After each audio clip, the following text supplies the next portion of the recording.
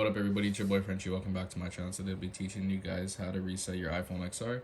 The first thing you guys are going to want to do is push the volume button up, down, continue to hold the lock button. Continue to hold the lock button. Continue to hold the lock button until your phone completely turns off. Once you see the Apple logo, you can then let go. As you guys could see there, I failed, but just honestly redo the steps if you mess up. Continue to hold. Once you see the logo, you can then let go. You can let go. Yo, my finger there looked like one of those what are those things? It's not an animal, but like one of those insects that look like a stick. Literally that thing.